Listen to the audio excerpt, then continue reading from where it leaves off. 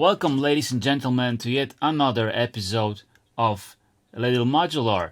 Today, we will make friends with this super useful module by ALYSEUM called Matrix 2. Now, this is my dream come true as for having my own kind of synthi. I was always fascinated by the idea of synthi and the matrix, which I found pure genius. I was always having this idea at the back of my head of designing my own synthi. And this is the last piece of the whole puzzle, because currently I'm at this stage of my modular adventure when I'm trying to go live with my setup. I bought this really nice MDLR case, which I have also reviewed here, which consists of 4 rows of 104 HP, and I have chosen all my modules and everything is in place. But the one problem remains: how do I control it? How do I make all those modules sync together? How do I control all the signal flow and all the CV modulations within this ecosystem without having to repatch? Because repatching in my book is a no-no, is not optional while playing live. I wanted to be able to reroute all the crucial audio signals and CV signals in a simple and effective manner. And this is precisely what Matrix 2 allows me to do. So I'm super excited that I finally have it. I tried some other matrices. I really love the Maze by Livestock Electronics. First of all, because it allows for mixing also, which Matrix 2 does not. You can route one input to several outputs, but you cannot mix it, so you cannot actually send multiple ins to one output. I mean, you could do that, but you would have to buy a QVCA from the same company. It's like an extension module, so it is possible, but not just with that module. But the problem with the Maze was that it only had 4 inputs and 4 outputs. You could chain them and you could just buy 4 of them, but then it gets really expensive. This is just self-contained. You have all the 16 ins and 16 outs, just like synthi has. So we have the similar count of inputs and outputs, but this is much more precise and faster because synthi was analog and you have those pins, which also allowed for some neat tricks, of course, but I prefer much cleaner, faster, and more flexible approach, which could be achieved with Matrix 2. So what do we have in here? Well, first of all, it is a super simple concept, just like in synthi. We have 16 inputs here on the left side. You can see 1, 2, 3, 4, up to 16 here. Then we have 16 outputs on the right side. And you connect all the vital, most important audio signals and CV signals to the inputs, and then you do the same thing for the outputs. And the whole idea is that you can route any of those inputs to any of the outs. Plus, you can store any of those arrangements in presets. Here we have 7 banks, and each of the banks can hold 32 presets. Furthermore, you can control all of the presets with the clock, with the CV, and even with MIDI program changes or just notes that you choose. And that's the basic idea. So now let's take a look at the front panel, which is really simple. At the top, we have the matrix, which serves as a visual feedback as for which input goes to which output. On the right, we have the control panel, which allows us for setting the particular ins to outs. Then we have the bank menu, which allows us to store or load a certain bank. Same goes for the preset. You can load or store a preset with these encoders. By the way, these are push encoders. So if I, let's say, want to choose some preset, I can just select it and bang, it's there. I can also save it pressing the other encoder.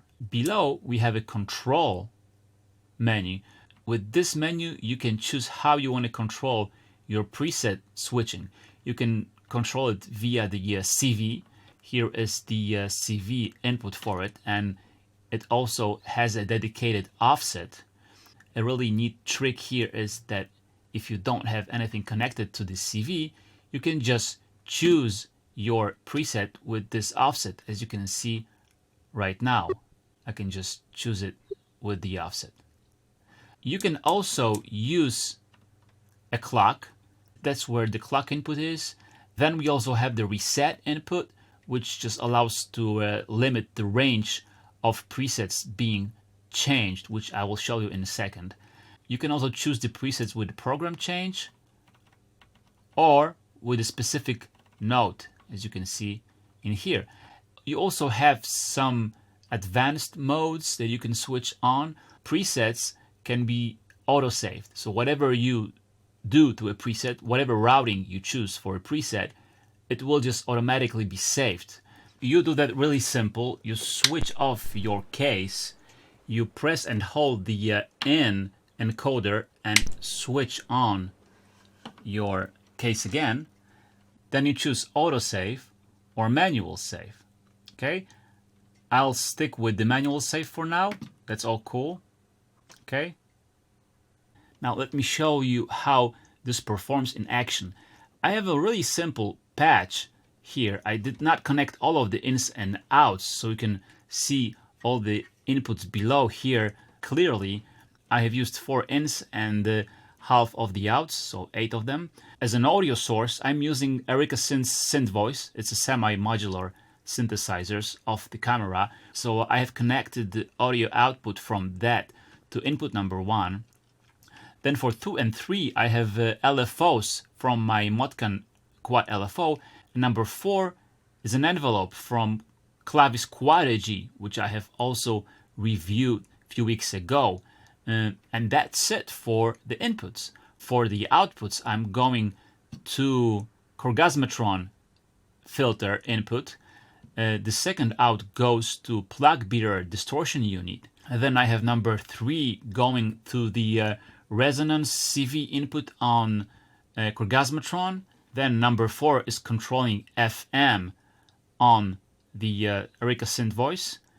Number 5 is controlling cutoff frequency on Korgazmatron again. Then I have output number 6 controlling the high CV input on plug beater. Output number 7 goes to my delay, which is Jellyfish by Plankton Electronics. And number 8 goes to ZDSP by Tip Top Audio, which has Halls of Valhalla card inserted as an effect. And ALYSEUM voice is animated by Metropolis, which gives a gate and volt per octave information to it. Right now I'm in the preset number 1 and bank number 1. And as you can see, the first input goes to first output. So I'm routing the synth voice to the Korgazmatron. Now, if I want to take it out, I'll need to go to the in-out, and I need to choose the point on the matrix and disable it. So I'm choosing the 1 and 1 and just pressing the button. It's that simple. Now, if I, for instance, want to direct the first input, which is synth voice, to, let's say, plug beater, I would choose this. Now, I can also send the same signal to my delay, like so, or I can send it to my reverb.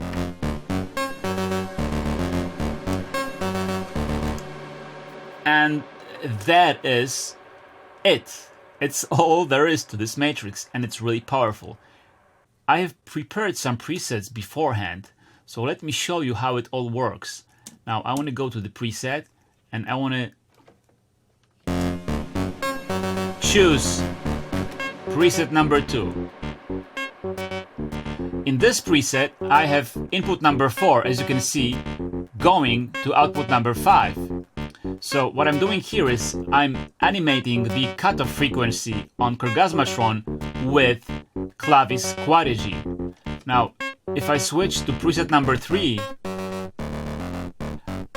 the only thing that's changed is that the input number 1 goes through plug bearer instead of Orgasmatron. Now, preset number 4 is again Orgasmatron, clavis, and then I also have the whole thing going through my delay. Now, if we go to number 5, it's the same thing, but instead of delay, I'm going to the reverb. Then I have another preset which adds a modulation to the plug bearer. And then I have preset number 7, which is again Orgasmatron, delay, but then I have the resonance on Orgasmatron, which is modulated by one of the LFOs. As you can see, the possibilities are endless, because I'm using just a simple examples so you won't get lost, and we are only using bunch of the inputs and outputs. But if you will use the right ones, the most crucial parameters and audio signals from your system, you will be able to construct some really elaborate patches. With this arrangement, even if you have only 4 or 5 modules, you can really squeeze all the power out of them and do that dynamically. Because as I mentioned, we can also control the whole thing. So I have this clock of the clock divider from my main clock. But before we input anything in here, first we need to make sure that we have chosen the right control mode. So we go to the control menu and use the clock and confirm it with the encoder. So now if I insert the clock here, you can see that this is changing, but I started from the preset number 8, so now it scrolls through all the 32 presets, and then it will go back to 1, but I don't want it. I want a reset clock, so it only scrolls through the first 8 presets. So what I have here, I have just a simple trigger, a manual trigger, so whenever I press the trigger, it will just reset to 1. I can of course use another subdivider or a trigger signal from sequencer, whatever. I have just opted for the manual because that's the way I like it. So let's press the whole sequence. And now if I decide to press the reset, it will just go to 1, like so. And I could do that at any point. Alright? We can also use a CV for that. And to use that, we need to go to the control again and now switch to the CV. You can connect anything you want in here, an LFO for instance, but for me, a lot more useful thing is to connect a signal from a sequencer. In my case, this is sequencer, CV out from it to the CV in. And now if I run our small sequence,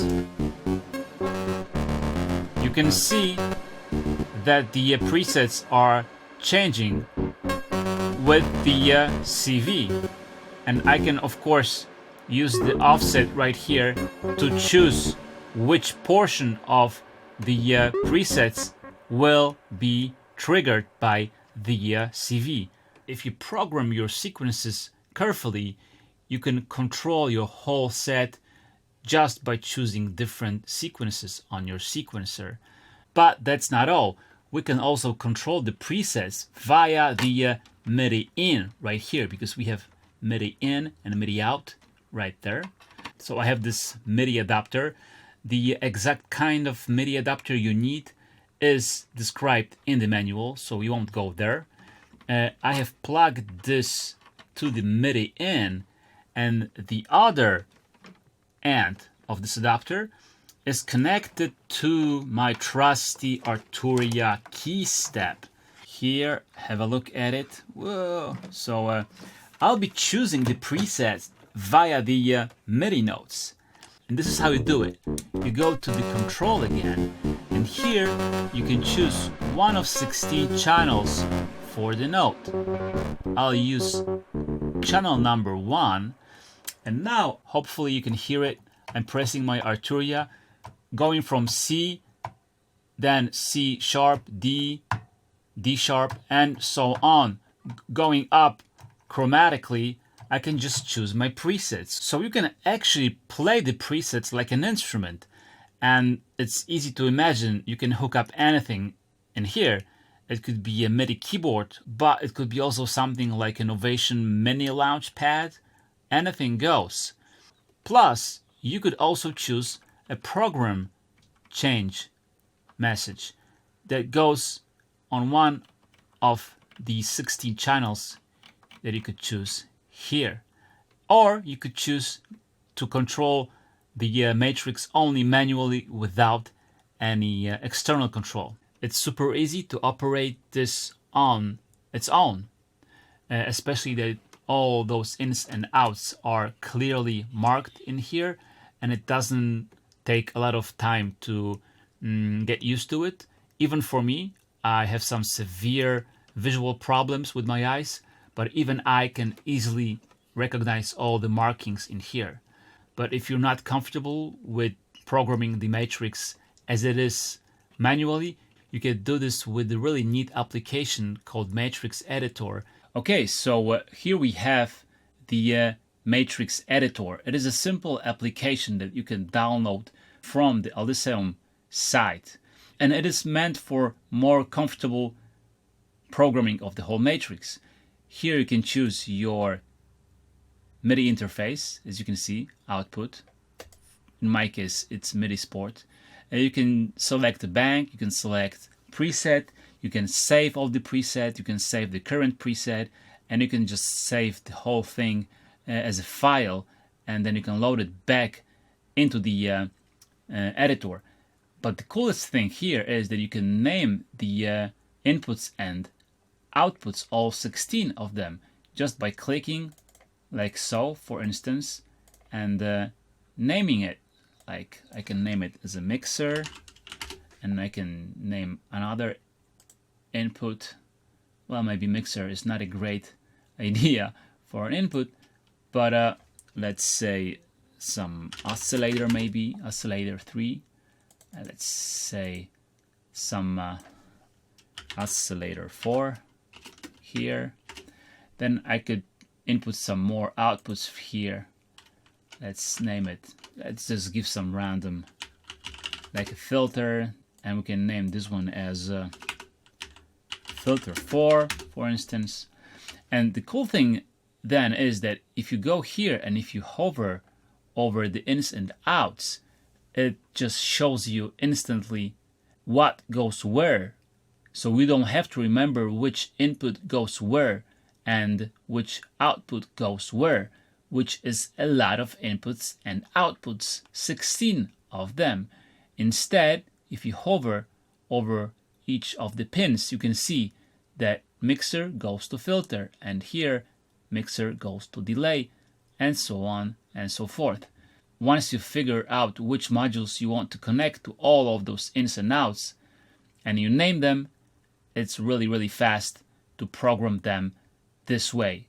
Plus, one more thing that is really useful is the clear button here. If I input some pins in here and I find that I just created some monster and I don't like it at all, I can just clear the matrix and I can start from the beginning.